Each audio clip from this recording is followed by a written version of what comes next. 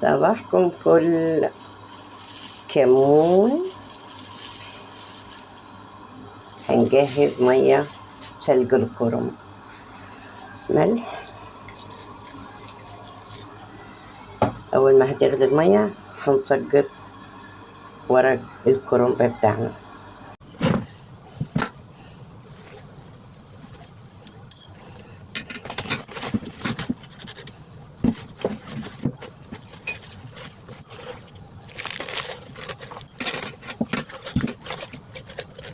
هنجي الكرنب الدبلانة اللي الورق بتاعها مورد من كده،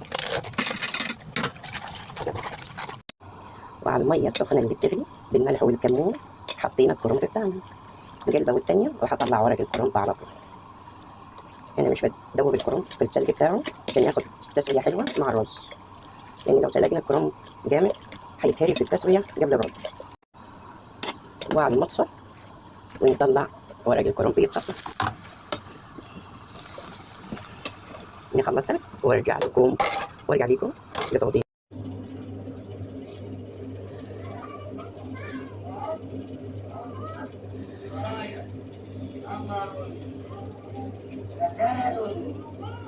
الكرنب بنخلي البصلة تحمر تبقى تقلية، وبعد كده بنضيف عليها الطماطم على طول. في الفلفل والبتنجان وورق العنب بنعمل البصلة زي كده يا دوب صفر، تعتبر زي نيف نيف، مش بتفرق معانا تقلية أو نيف نيف في الفلفل والبتنجان والكوسة وورق.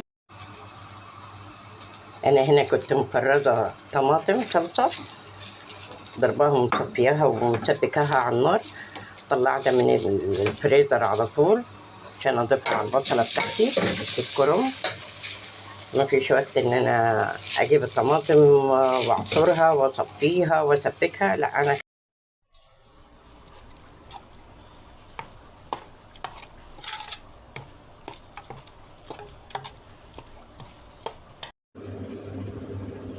عملنا الصلصة بتاعت الكرنب اهي.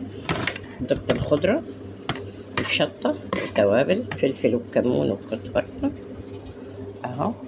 هبدأ احشي، نقول بسم الله.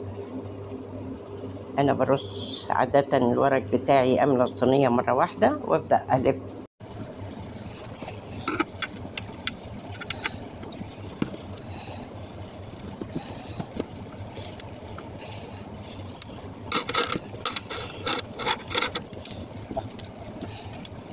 كده هجيب كده اخلط الورق بتاع الكرنب بتاعي.